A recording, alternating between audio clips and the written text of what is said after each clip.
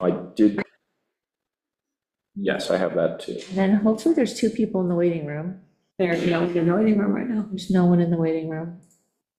Okay, both Lynn and Susan said they were gonna come to the Zoom meeting, but That's one. let's just give them 1 more minute. If I wanted to share my screen, I would need to join the Zoom meeting, which the link was in the email you sent. Nobody sent it. Yeah. I hope that's not because I tripped over it, Jerry. Yeah, me too.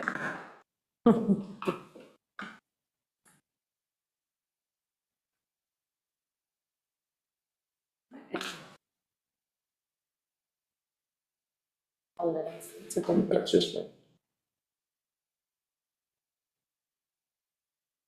All right, I think I can admit if somebody comes in. All right, should we start? Because it's 10:32. All right, so some exciting announcements are that we did the bulb planting on Tuesday of last week. And John's sweet talk, Bill had said to us he only wanted to plant in 2 parks. We did 4 parks last year. And John sweet talked him into doing 3 parks. So we did Marion Hartel, Uptown, and Shannon Park. And so we just spread them out.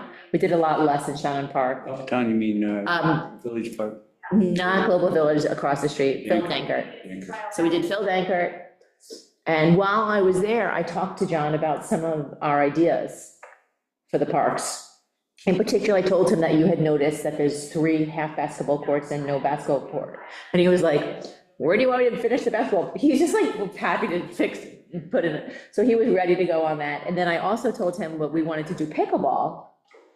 And he said, great idea, let's just turn the half basketball court and Marion Hartel into pickleball. And I said, well, hold a minute. I actually think Phil Dankert is the better place for pickleball because we have this vision of doing like an older adult, young adult park there. So just hold off. But he's on board with both pickleball and a full basketball court. He also wants to do a trail around the top of the soccer field at Phil Dankert, like a concrete trail or, asphalt. We could think about that. In the south and west? Just going around the circle, like a loop, creating a track there. So that's something also. Really like a running track. And then also on the good news category is that I heard back from Cornell on the design. So Kate, now I was very confused. Did I forward this email to you guys? You did. So I couldn't tell if she was a student or a lecturer. So full disclosure, Kate is my wife. No! She is a lecturer.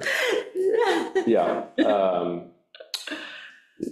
Yeah, so there may be a conflict of interest there. I don't know if this is a recusal situation. I think the opposite. Yes, so, yeah, she's my wife. She's Okay, great. What's her last name? Chesbrough, Chesebrough. What's your children's last name? Von Mecco. But That would be a tough hyphenation. middle name Chesbrough. My kids have a tough hyphenation. It's Greenwald Shea, and it's kind of like a handful. Yeah, if they But yours would be even more with the Von in there. ever have And to, Chesbrough being 3 syllables. yeah, the DMV is gonna be difficult Oh, yeah, because it won't fit in. in 16 years. Where does it show needing to get in? Word about letters. Yeah. If it was, because it's not on the board anymore. Oh, it went to sleep. Where would it, but if it's waiting for somebody, I just want to make sure I don't see it says someone waiting to be admitted. I think it shows up as like a little thing. When I did it, it popped up at the top. Okay, okay, so does Kate want to be the person who helps us draw out the parks and the trail connecting, or does she want to give that project to a student that she's gonna oversee? So it sounds like they're looking at it as a studio project, Okay? which means it's a class they're Mhm. going to teach. Mm-hmm, And so they would bring a bunch of students to do different design studies, which isn't exactly what we were sort of aiming for. Am I right that you said at the last meeting that kind of project's not that useful? I did say that, Yes. yes.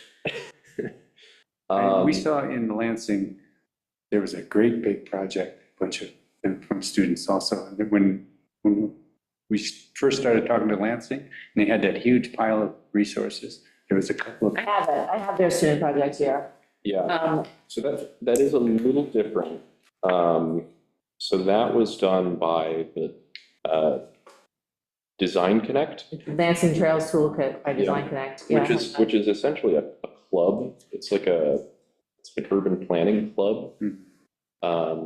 So it's not, I think they do get credit for it, but it's not structured like a class, a course. I don't have as much insight into the Design Connect methodology, but I have worked on projects that they prepared before and then had sort of handed off to a municipality, and the municipality hires actual consultants, us. And it has not been as useful necessarily. as they thought, as the government might have thought. But so, I don't want to. I have a meeting with Kate scheduled now for Wednesday at 12:15. I was going to ask you if you wanted to attend. I guess maybe you guys have already talked about this and she already knows your thoughts. To some degree, I would like to attend. Okay. Yeah, if, So we're going to do a Zoom meeting. what time is it? 12:15 on Wednesday of this week. I mean, I can move it to a time that's better for you.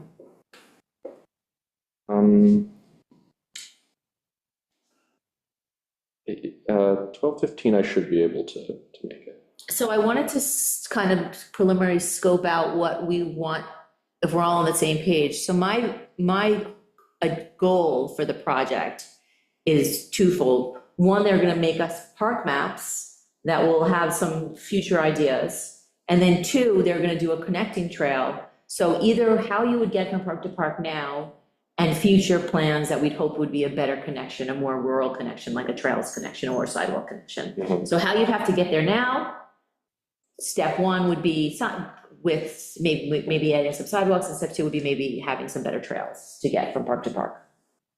Yeah, I think the process can be useful. It would be, my understanding would be a spring semester project. So by the end of the spring semester, there would be some series of drawings and ideas from the students that we would look at. There might be an interim review halfway through where they would maybe even come here and present their work to the committee or so typically we would want to form sort of a steering committee or a client committee.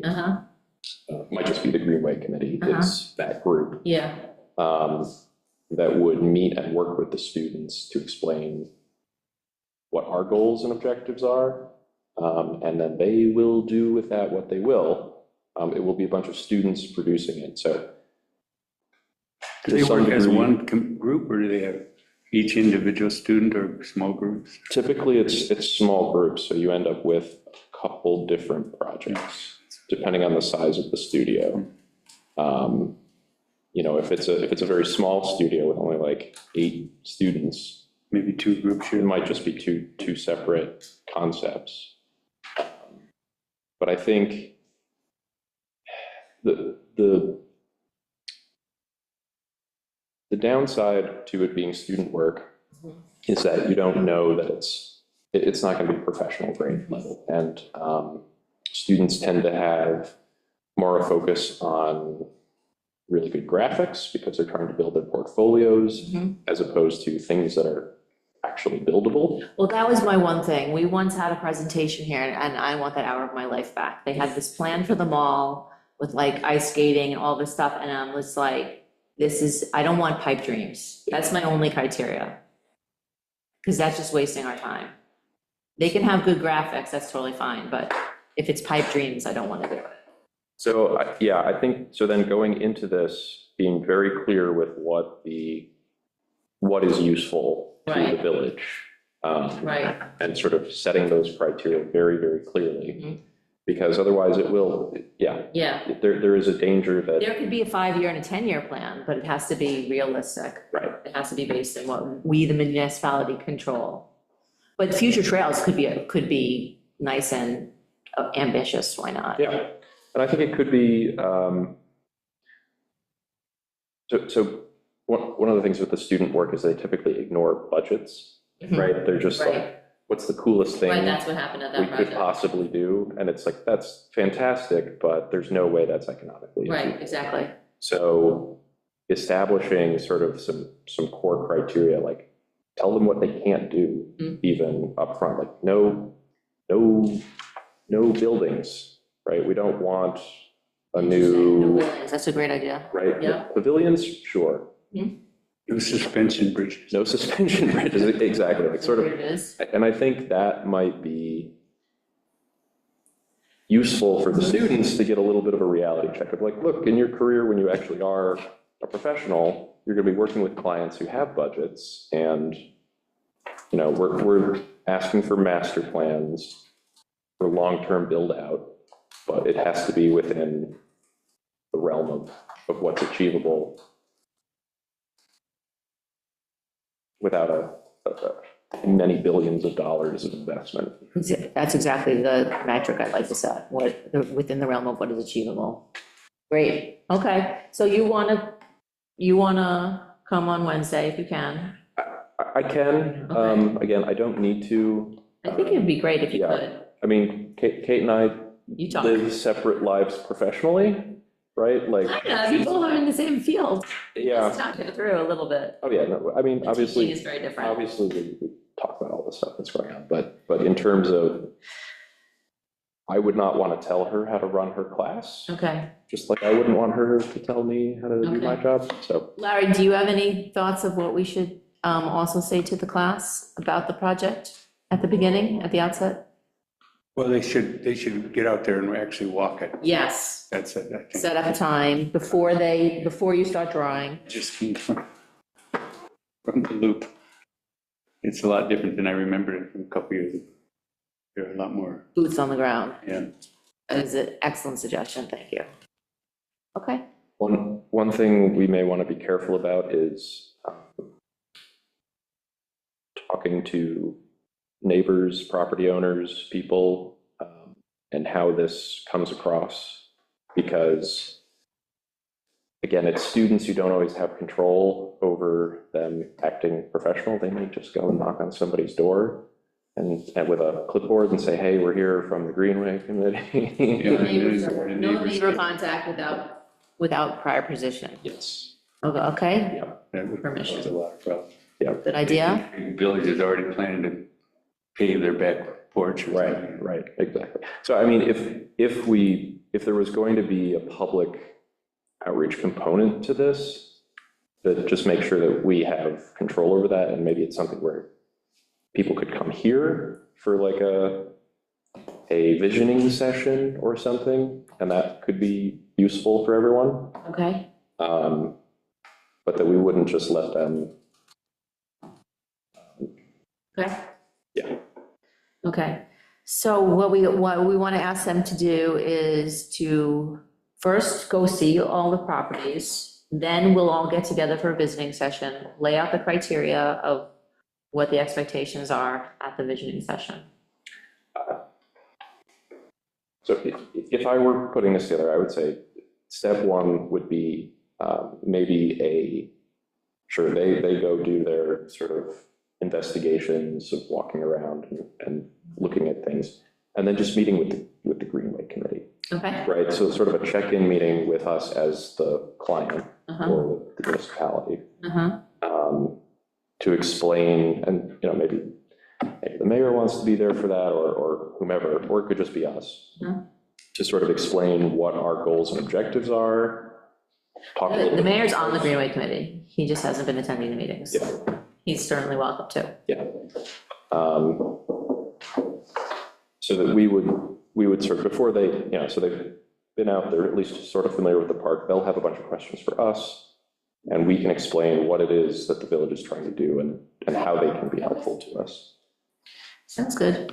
And then if they feel like a public session would be useful, then we'll let them sort of formulate that and we could host it. Okay.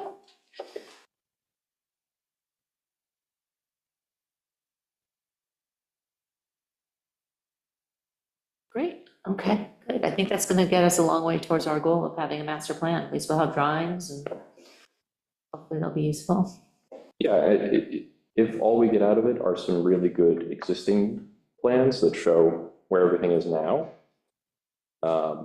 even that is more than we currently have, right? So. Mhm.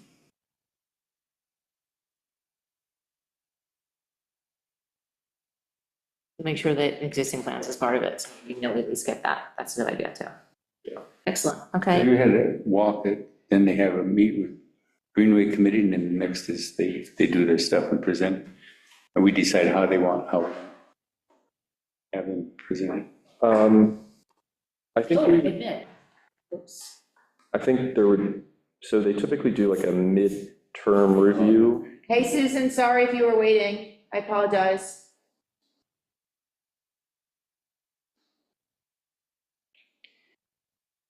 Can you Sorry, I had to upgrade my Zoom. I couldn't connect. So, and then I waited, but I think everything's okay now, right? So, Jody, sorry. if we're not on either of these TVs, is it still working? Either of these TVs are on? Susan, can you hear us? Yes, I can. Yeah. We cannot hear you, so I don't think we're getting audio on our side. Because I have my audio not on, I don't Looks have like it you can hear muted. us. I don't know why you can't hear me because, We can't hear you, We're working on it. but it might be us. okay. Because on my end, I'll tell I you have what- it all the way up. What So, we've been talking about the fact that the bulbs got planted at Marion Hartel Park yep. as a bonus, because John kind of sweet talked Bill into doing that. The other two, And- Dankert and Dankert and Shannon. Shannon. So we got 3 out of 4, which was great news. Good, good, good. And then we were talking about the Cornell project, and we're talking about what expectations we want from the student work. At a minimum, we want drawings of our current parks, and hopefully future plans, and hopefully a way to connect the parks that you would walk. So like sidewalk. And so that's what we've talked about so far.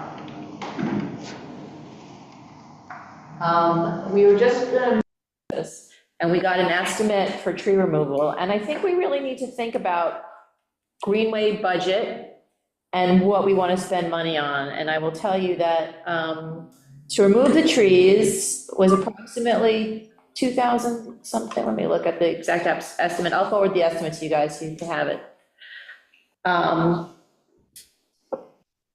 It's $2,167 to remove the locusts in the middle, 2 poplars on the right side when facing the lake. Where are we now down at, We're talking about Black Shannon Park. And so, on the one hand, $2,000 seems like a lot. On the other hand, if the purpose of the park is a vista, and there's no vista, then there's no purpose to the park. So I guess I wanted feedback from everybody as to what you think, if that's a good use of monies, if we should put that in the budget for next year. I have one possible suggestion, which is that before we spend the money, we contact, there's a house that's right across from the park, and Lynn was kind of mad because they've clear-cut their property, and I was like, well, if they've clear-cut their property, they're probably into cutting down trees. What if we offer them that they could cut down these trees if they so desired, at their dollar, we would give them the right to go onto the village land and cut down these trees. Can't do that. You can't? liability? Oh, good thing you're here, Jody. Okay. Should Liability? we ask them for a donation? You can ask whatever you want for a donation, but. And then I would start with that, asking them if they wanted to. Maybe that they're high enough up the slope. I know, I was thinking that they might not bother their review. So, Susan, could you just test to see if we have audio? Sure, can you hear me now? No, we don't. So I'm just going to turn my speaker on I so at least we can, can hear you. Is I that can, okay? I can Okay. go I'll turn this Go off. to chat. I don't know why. I don't know why. Now I can't hear you guys. So, All right, testing, 1, 2, can you hear us? yes, I can hear you. All right. Okay, sorry. So anyway, let me what are you guys' thoughts about $2,100? Either asking from this year's budget or next year's budget to cut down the trees at Black Gym? So we're talking about how many trees? We're talking about clear out locust samplings closer to the parking lot. And locusts in the middle and 2 poplars on the right side. It doesn't say how many locusts in the middle. Okay. Oh, it's locust, you can tell if it's plural, Would you say- singular or plural, locust. Yes, Just But you went out we and went out and talked. pointed to We each told them one's. So Okay. strong opinions about which ones to go down. pretty expensive to take trees. Trees are expensive, so I I'm think this is. surprised on that hill, though, can't they just cut them and let them fall? Because usually the concern is getting the tops off and Well, they're over taking the them down. road though. I think they are gonna Oh, come I in see. with the fall. They're gonna fall on the road. No, I think, Really? I think so. It They're doesn't not- say here they're not. It sort of seemed like they were like perched right above the asphalt. No, on the actually, it cliff. says here, we would leave everything where it fell. Okay. So they must have thought about the road. Yeah. Yeah. So the locusts and the poplars are 1,800. It's 150 for just like getting us there. And then the saplings are 800. So we could just do the big trees and not the saplings and maybe have the DPW try to do the saplings. Let's see. Yeah.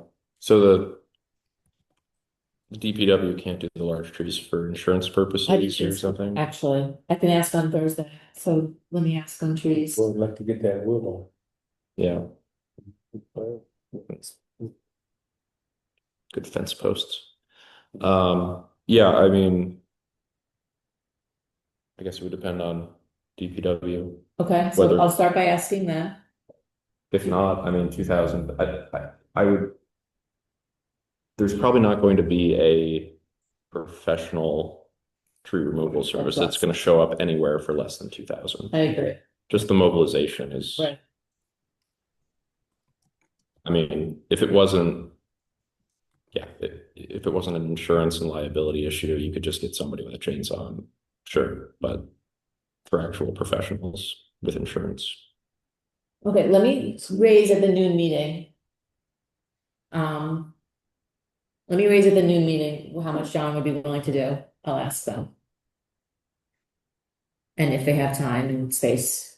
And then assuming he can't do it.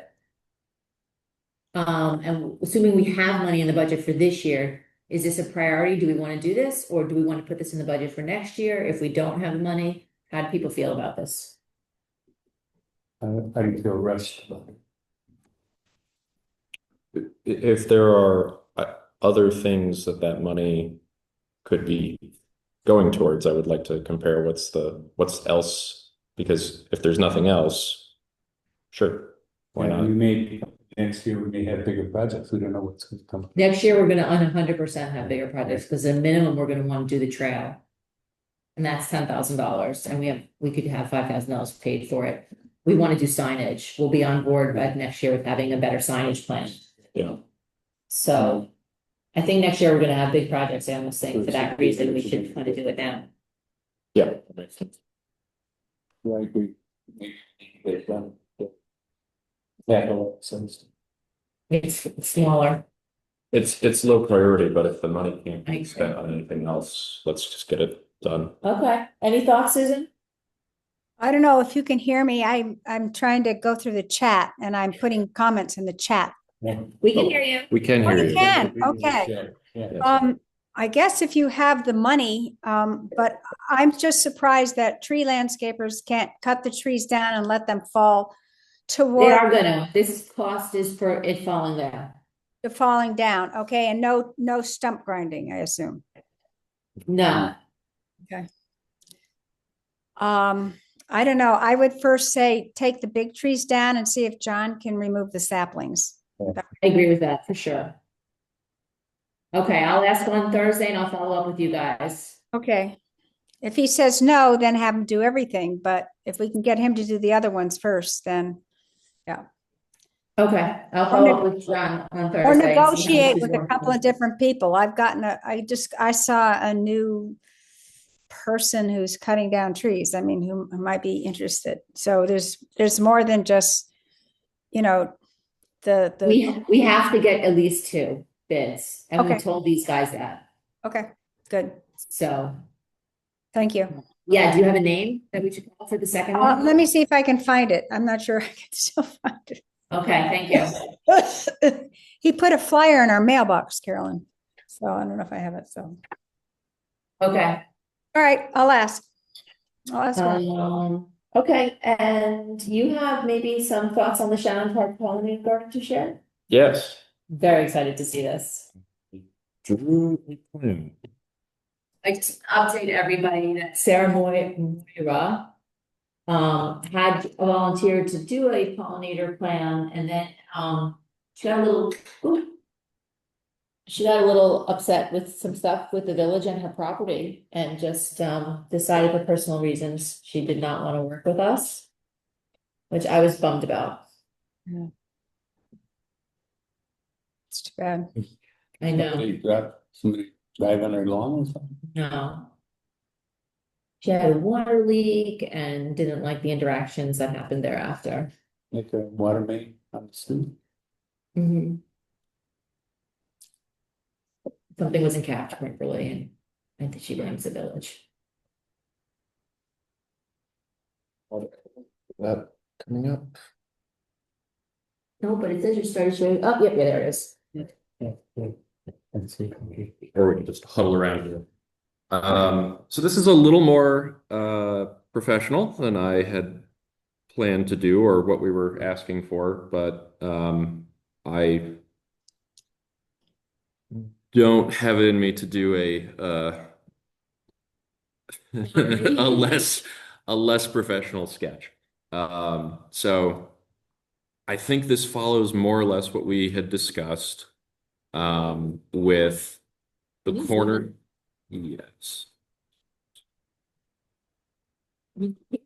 Spot Yeah, so just zooming in. So, we talked about having sort of a trail light, not a paved trail, but just a grass mown edge on the uphill side. And then some additional trees, some ornamental trees between that and the existing lawn area. The cedar, the large cedar that's there near the corner. In this sketch, the walkway goes on the uphill side of that cedar. We could also go on the other side of it if this is too much space. So yeah, I have a mix of different perennials, some shrubs, but only up along that top of this or that uphill edge. And shrubs, or how high would you say they get? You get something that taps out it. Yeah, I've got well, so underneath the black walnuts, I've got elderberry, which gets pretty large. It can grow, One's the white. these three here. Yep. So those would be elderberry. And then And they tolerate being under black walnut. they do, yeah. Tolerate it. Nothing really loves being underneath black walnut, but a lot of the native shrubs are used to it because it's just part of the local ecology. And then I've got in that line hydrangea along the fence, sort of on either side, and then Is that to be a fence there? yeah, I don't know if it would need to happen as part of this planting, but we had talked about, sort of formalizing that edge with like a split rail fence or something. Doesn't need to be that. but just in terms of sort of creating a separation, I put it in there.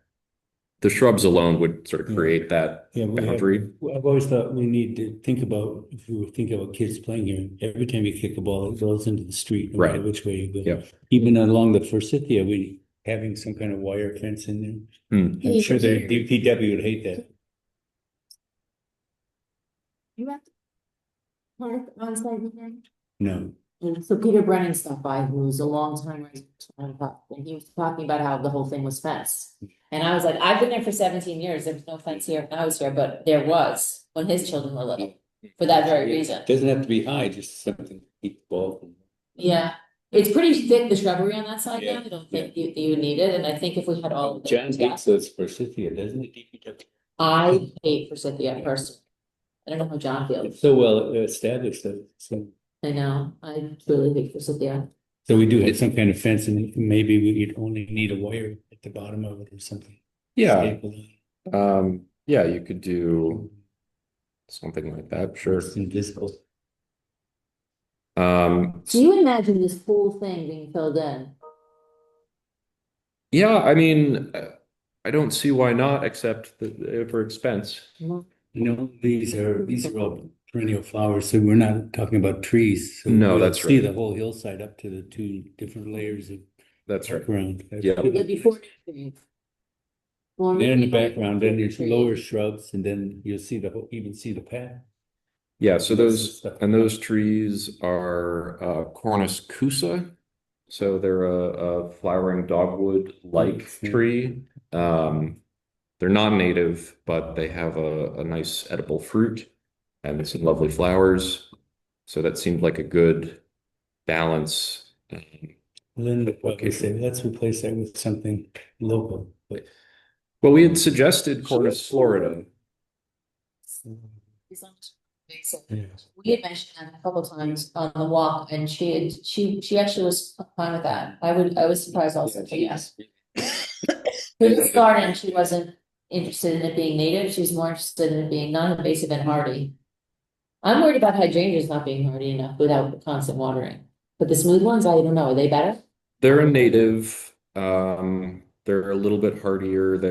They tolerate the black walnut. I don't think they would need watering after the first year. Once they're established, they should be okay. I wanted to, one, gonna be a no. We're not gonna do, because it would be $5,000 to turn that existing connection into like permanent water for the park. For this. So what we would do is Lynn's idea for that first year, we'd get those portable, that would have to be part of the budget. Mm. What were they called again? Do you Just remember? gravity feed thing that drip. Maybe gravity feed, but Just water tanks. just little as a water port, tanks. I Yeah. think maybe we could, I was gonna ask Lynn if we can actually use the ones that she used elsewhere, so borrowing them for 1 year. Maybe also the children's garden might have ones that we could borrow for 1 year. And I sent an email out to my neighborhood, not sure who got it, because I used my village email address, saying that we were planting bulbs in Shannon Park and that we had potentially come up with a use for the park finally. And it might be this pollinator garden, and if we do that, we'll need a Friends of the Park group to work on keeping it alive that first year, because DPW can't come, every day to water. And I got a bunch of people replying back. One guy actually even offered money. So we will be able to get some neighborhood help on establishing it the first year. And I think Sarah Moira also said that she would do it if she's forgiven us by then, maybe she will. Well, I know we needed to get multiple quotes for this. So this drawing is put together with that intent of getting comparable quotes. Perfect. The plant list includes quantities. Before we do that, I need to show it to John. So I will send this to John and ask him to meet with me. And he's gonna be concerned with how he's gonna mow easily. So I'm assuming this path here is 6 feet wide. Yep. He'll be happy about that. And he's, by the way, very interested in this project. He's a Great. pro pollinator. He's happy about the project. I told him just the rough outline. And he was just concerned with access to the pond and mowing paths. And other than that, he was all in, which is Okay. very important. So once a year, when we have to mow that down in the fall, is it better to mow So it will depend. So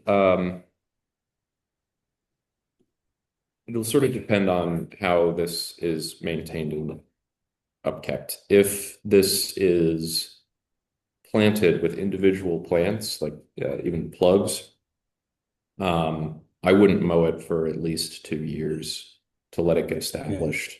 You really want it to be fully grown in to the point where the plants are self-propagating at that point. If this was seeded, like a seeded meadow, you might mow it more regularly and sooner. But so I included some notes on the side here, and these are sort of just some general instructions. These were some of the questions that we had talked about while we were on site. So one is we should probably go out there and, with like some spray paint on the ground, actually mark out this area before anyone does anything. So we're all on the same page. The sod would be removed before any of the work. I was thinking the village could do the sod removal, just stripping the top. it? We just use an excavator and cut it up. Yeah. What do you call it? Front loader or something. Yeah, a small excavator backhoe, just to remove all the existing grass so that we don't have the grass there. Yeah. I'm assuming the village could do that. Yeah. If they can't, that would be something that we. Yeah. He said he'd do the purple. If you did the purple, Yep. he said that's. Tree and shrub pits, if they have an excavator there, if the village has an excavator there, we might have them dig those pits so that for the contractor who's coming in, it's gonna be Right. cheaper for them to just, Yeah. the hole's already there. Yeah. 2 inches of replacement topsoil, so 3 inches of the sod coming out, 2 inches of topsoil going back in to keep the top grade the same. And that would either be imported or they could amend on site with compost and do sort of a Mulch and cultivate it up and build. yeah, sort of dig and add compost to it. I'd be interested to see what Plantsman has to say about that. But Okay. we had talked about that Um, on site, so Stir up a lot of seeds that have been there a long time. yeah. I'm noting the village to provide 2 inches of wood mulch. I'll have to have that. So if a pile of wood mulch could be provided, and then once the planting is done, the people who are planting could spread the wood mulch. Okay. Again, I think it's just going to be cheaper for the DPW to do that as opposed to paying I'll ask him. a planting crew. And then I included 2 alternates in here, basically, which is a cost difference that we're asking for them to tell us if there was a savings to include the split rail fence. So basically, give us a separate price for the split rail fence. If it's too much, we just won't do it. If it fits in the budget, great. And then also to provide an alternate pricing for seeding the plants instead of the plugs. Well, like, that's just too risky. Yeah. Don't do the You seeding. think? It's a different product, right? It's sort of a more, if you seed it, you get sort of a mix of everything. Everything's sort of going together. So you get sort of this. But then you have to come and. Right? No, you would just mow it and let it do its thing.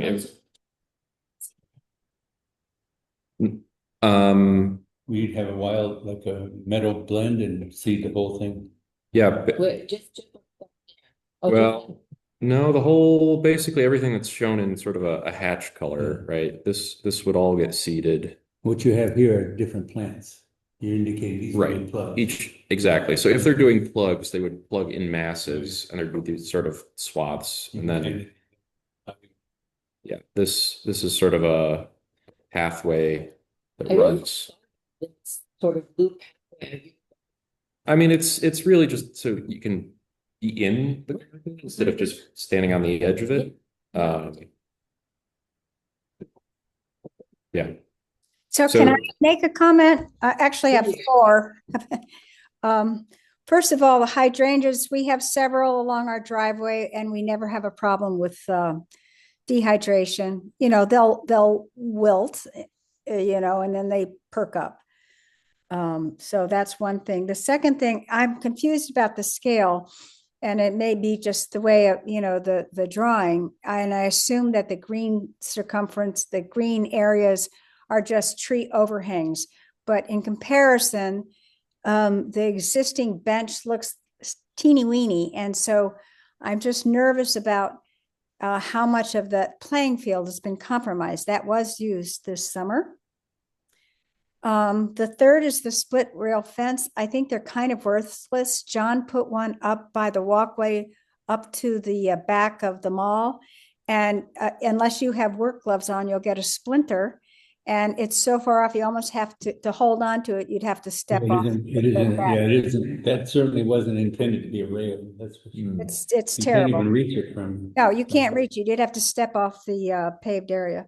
And the fourth is you're talking about all of this planting at the corner, and I just worry about, you know, it's supposed to be this snowy winter, and they put salt on it, and they throw the salty crap over that edge. How are they going to survive? They seem to, this area, Is this about 4 feet? the level, you know, at the Closer to nexus of center. Beckett and Wedgwood seems to be would be a tough place to have vulnerable plantings. I don't know.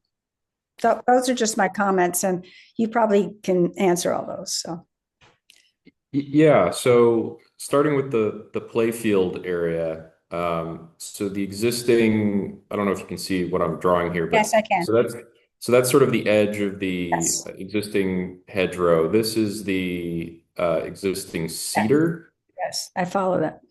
And then, yeah, so those green circles are the tree canopies. So realistically, it starts to drop off sort of in this zone currently. So that's sort of the edge of what I would consider the play field. Yes.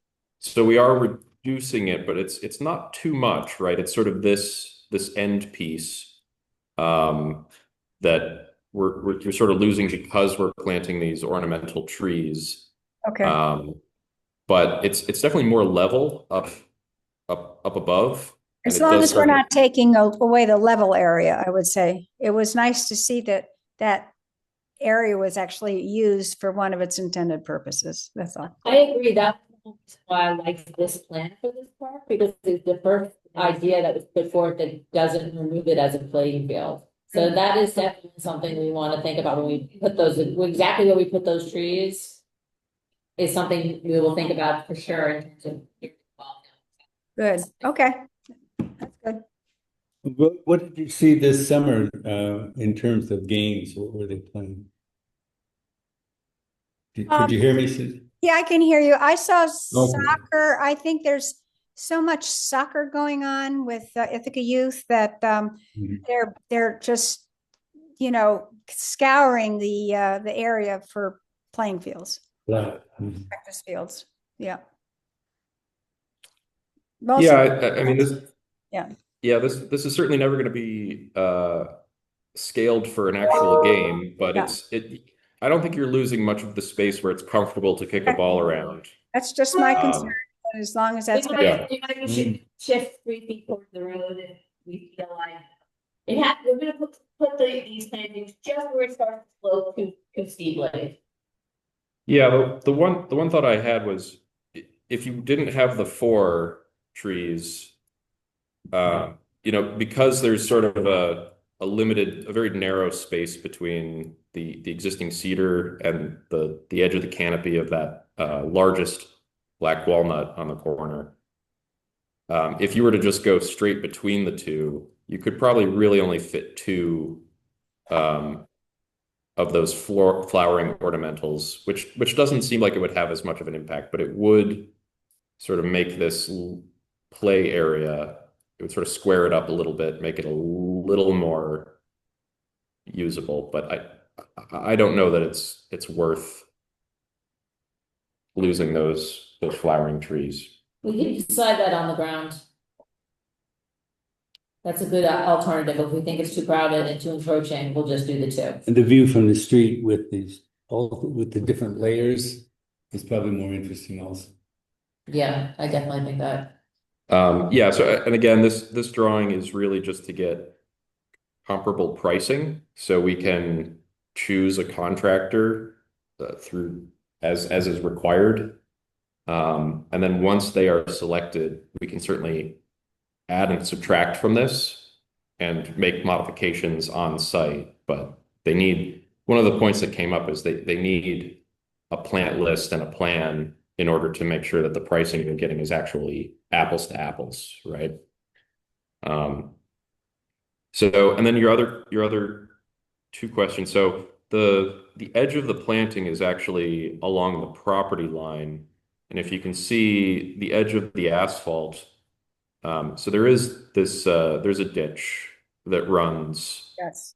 along the edge, and we're about, almost 8 feet back, maybe even 10 feet at the corner to the property line from the edge of the asphalt. So that should be far enough back where salt spray isn't going to be a major issue. Certainly, I could see some of the plants on the edge getting a little bit of burn from that, but I don't think it'll impact I don't think it'll really kill anything off. Okay, that's good. Those were just my concerns. Yeah, and then the last one, the split rail fence. So it sounds like in the location you're talking about by the mall, what you're really looking for there is a handrail, right? Something that you can sort of hold to stabilize yourself. Yeah. And that's really not what a split rail fence. Yeah, it's No, the that's not wrong. what it's for, and it's also on the wrong side. It's on the upward side, not the downward side, where if you started, that's where you'd go. Yeah, so it sounds like that wasn't installed with the idea of it being a handrail, that it's probably more just sort of to demarcate a property line or to create a visual separation as opposed to. Yeah, I think so. John, say, is there something you can do on a handrail on the downside? Several older people start down there. See what it says, another quick back. So in this case, it also wouldn't be a handrail. It really is just to create sort of both a visual separation and kind of a guideline for the mowing, and also as a bit of a barrier and a stop to separate the garden from the playing area, right? So that, when you're kicking a soccer ball around, it doesn't go into this new pollinator garden, and then you've got kids, trampling it. And it also helps to create sort of this gateway at the midpoint. I drew a sort of a break there so that your access to be in the garden is sort of through this break in the fence. So how steep would it be if you were to walk that tiny loop of mulch path? It's not level. I did pull some 2-foot contours from, I think Tompkins County GIS has those. I think that's where I got these from. It's not level. It's definitely steeper the closer you get to the corner. So, this section down here is relatively steep. We have to cut in, have a little. You could, yeah. Yeah, you could sort of flatten that out since they're doing earthwork there anyway. Okay. But the idea is that path would be the same mulch as the plant beds. Yeah. You just wouldn't plant anything there so that it's open. Should be nice if you want to get in and It's a great do a idea. meeting or anything It's like like that. It's a great idea. depth surface. So what is the other natives that we got? Got the hydrangea, Yep. the flower trees. So hydrangea, elderberry, and shadblow, so amelanchier, and those are the shrubs. Everything else would be a perennial sort of native meadow perennials. Yarrow, anemone, 2 different milkweeds, aster, coneflower, Joe Pye weed, 2 goldenrods, and bee balm. That's one. I will say that I'm sure Lynn will have thoughts. Oh yeah, no, I don't have thoughts, but maybe you do, Susan. I don't know enough to have thoughts, but I'm sure Lynn will. So I can't really hear Carolyn very clear. You're muddled. I can hear Jacob very well. I just said that I'm sure Lynn will have thoughts, and Susan, do you have any thoughts on the plants listed? Most of them look like they are, local to this area and friendly to this area and doing well. And they're also plant pollinators, so that we get that. You just don't want anything that would attract a lot of bees if you're going to have children and things like that. A little worried about that. But Yeah, this was a very bad year for bees, but it's a pollinator garden. So we do want to attract, now there's a difference between honeybees and local bees, right? So we do want to attract local bees. I do have bee balm on here, but I don't think see any more bees on bee balm than other things. yeah, I mean, bees like goldenrod. Goldenrod grows everywhere. I have goldenrod in here. It would be a different plant list if we were specifically looking for plants that bees don't like, but I don't know that that's really in the spirit of a pollinator garden. I mean, you might have more milkweed and less other things, since only butterflies eat milkweed, but bees will still pollinate milkweed. Yeah. If you just leave the pollen, maybe having pollinated garden draws all the bees there, just as long as you don't irritate them, nothing happens. Yeah, I'm I'm usually busy with the flowers. Unless you attack one. And yeah, having it separated. Yeah, sorry. Go ahead. Go ahead. No, go ahead. I was going to say maybe these plantings will be sufficiently far away from the playing field. I just would hate to think that we had like a swarm and kids are playing and things like that. I mean, I have no kids playing there. I just would worry about that.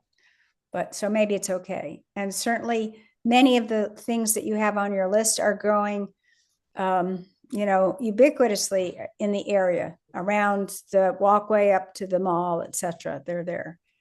Yeah. So I noticed that at the Lansing Trails, where I go every week, they have a pollinator garden right by their parking lot that was put in by a Girl Scout troop. And Lansing Trails? What? Lansing Trails? Yeah, Lansing Town Trails, 34. Oh, And then they have a little memorial there for Louis Bemont. So he said, 34? On 34, across from the Lansing Town is the Lansing Center Trails. I go there every weekend. Oh yeah, not the subdivision, Lansing Town Trails is what it's called. And they have a pollinator garden right by the entrance. I do go every week and I haven't felt like I'm gonna get stung or anything. Okay. It looks like they don't do very much maintenance to it. I will ask Bruce next time I talk to him, who runs the Friends of the Trails. But they do have some nice signage by the trail. And I asked him where he got it. Yes, he said he'll find out and get back to me. But they have a nice sign right at the front of the trail, which is this. Took a picture of it. Yep. So yeah, it's just a nice, creating a pollinator garden and just a little signage. So I asked him who made it. Yeah, by the little gate. Yeah, yeah. And they have little signs on the, plants, what they are. So we can also kind of check their plant list. So, yeah, I definitely think we have a very good preliminary proposal. I think we should first talk to John. And he will probably have feedback. He has some opinions. And then after we iron out what he's gonna be happy with, we send it to the plantsman and to Cayuga Landscape. So what's happening with Cayuga Landscape is I had asked them for a meeting and they asked me for $150. And so I said no. And then they called John directly and said, what do you guys want? And John didn't know. So then someone called me and I don't know, got very muddled. But I think that if we just gave them something like this, they would come up with an estimate and it wouldn't cost us anything. Yeah, no problem. And then we have it as a point of comparison. Okay, Okay, so, are there any changes to this, or I'll send this to everyone and we can all take a moment to comment on it? It looks yeah, I'm nice. very interested in people's comments, but mostly I almost think we should get John's feedback first, because if he's gonna kibosh aspects of it, don't waste your time too much thinking through things until he takes a look at it, I think. I'm happy with, it didn't occur to me to do this little loop like this. I really like it. And did you give some consideration to hiding the plants? Like, see height. Eventually it'll probably be mixed.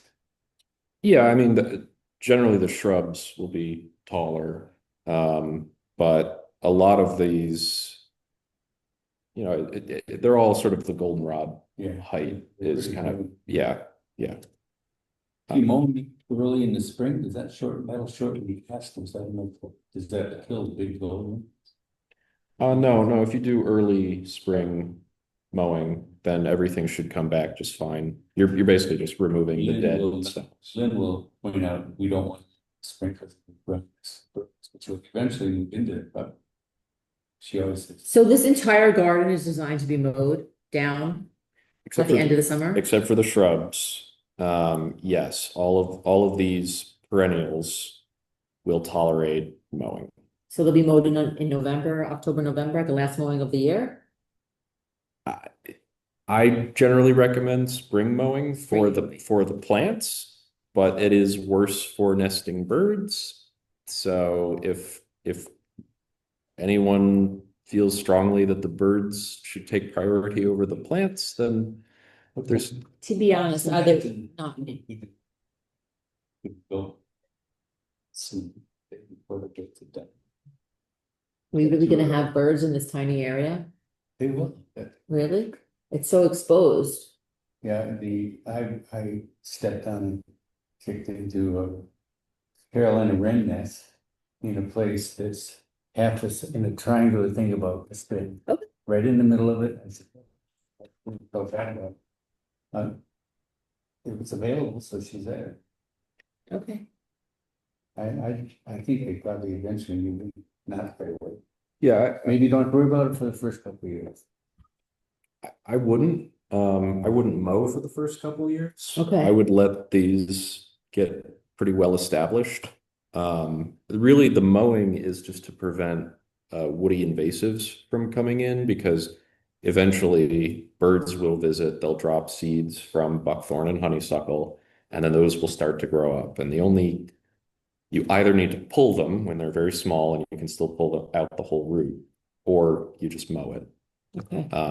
So if there's a group who's maintaining this regularly and weeding, you probably don't need to mow it at all. Okay. But if there's no maintenance at all except mowing, that would be the alternate. Okay. This is very exciting. I love that we have ideas for all of the parks and we're moving forward with all of the parks. Thank you so much for creating this. I know it was not your first choice project. I appreciate you stepping in for Sarah Moria. I will just say this is my livelihood, so I am not doing professional grade planting plans for the whole parks, all the parks.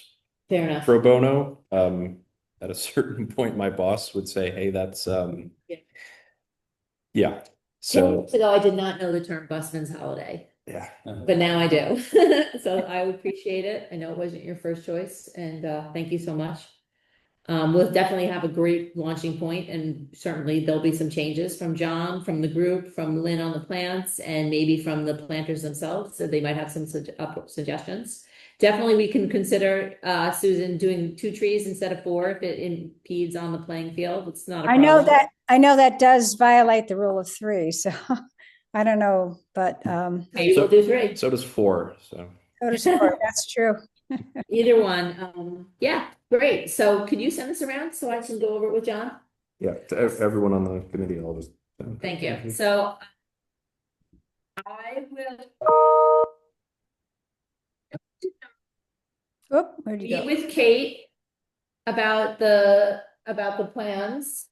I will talk to Jody right now about the budget and find out about whether or not it's a good idea to fund the Black Chin Park tree cutting now. I'll also talk to John about that. And I will report to everybody at the end of the week, and we will have a meeting in December. I Okay, know December is a tough month, but could we meet the second Monday, which is the 8th at 10:30? yeah, I can do that, I think. Pretty sure. I kind of hate a Monday meeting because I feel like pressure to remember it. But I couldn't find a better day for everybody. So thank you guys for being flexible and finding new meeting time. I appreciate that as well. Susan, any last thoughts? What? Any last thoughts? Am I left off of what? Do you have any parting thoughts for us? Do I have parting thoughts? I still having, no parting thoughts. I have taken some notes, so I'll be interested to see your notes. If I see anything, I'll add to it, okay? I assume you're sending out a draft to the committee before sending it on. Larry? Okay, I just came from the loop trail that we're connected at Village Parkway. Where John's talking about somebody getting right away, the easement from the Feud Heights Mhm. people. And that side of that board is really steep. And it impedes on the back of all these now residential buildings. You were walking right behind these places. Wait, sorry, where are you talking? We're talking about. Yeah, Our Tilly Park. Are you talking about our new loop? Yeah, the new loop. Okay, what's really steep? Well, the loop right here. John's talking about cutting across here and then coming in on here. Here's the Yeah. line. This whole line is about this steep. And they built that wall. If you look at it, here's a retaining pond, there's a berm. And it drops off. The original stream is on the outside of it. So the stream that's coming, it's on the other map, but not on it. This stream coming up here like this, that's a stream. And then from here, there's another stream that goes this way and comes crosses right at the end of Village Parkway. Crosses just as you move into Village Glens, this stream that cuts off and eventually comes down to here.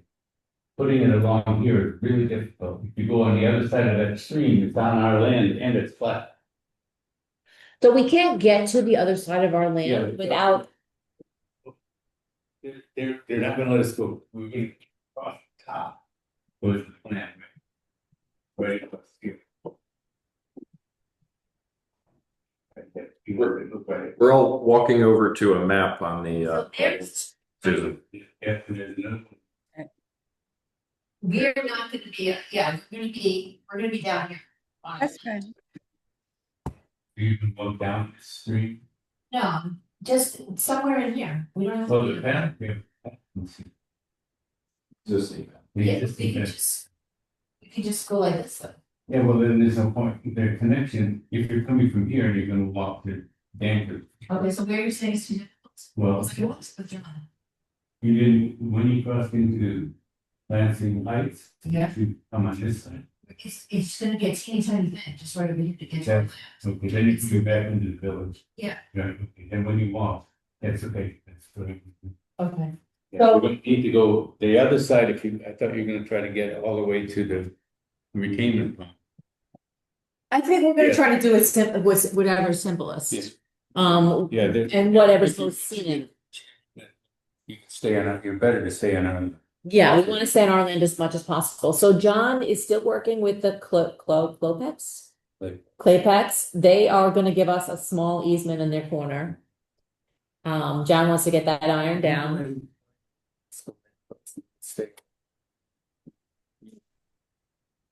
I don't understand that either because, they have like they have like a, Playground down there. 100% they do. They have a swing up there that they said their grandchildren use. And then they have the entire village property developed. So they have bird feeders and they're mowing it, and they have a bridge. They're like completely onto the village land. So I kind of thought that was a little bit ironic that they're like, you can have this tiny corner. This is our land, guys, but I don't know what the remedy is for that. Just more like, Yeah, it's not deal with. but John doesn't mind asking the village, what are the Lansing Heights. Lansing Heights, he thinks they're gonna give it to him too. He thinks he's gonna get both easements. So, Another issue that hasn't been brought up. And you have to go. When you come from the park, yeah, you're coming up here, awesome, hit the trail, it's this, mm-hmm, and if you're coming up the flag lot, you're gonna go across, and you're just about 50 feet south. yeah, Dog trail. yeah, From East Point. yeah, And there's a place already where people muck through. yeah, To get to the park. yeah. We really need them. to Connect get it. With the East. Talk to East Point, they'll be happy, I'm sure they'll be happy Yeah, to, it seems like. yeah, we should definitely talk to them. Yeah, Right from the beginning. okay, thank you. All right, I have a lot to report back on. And I will get back to everybody at the end, after our meeting on Thursday. Thanks for your time today, appreciate it. Thank you, Carolyn and everybody. Bye. Bye-bye. Thanks, Susie. Bye-bye.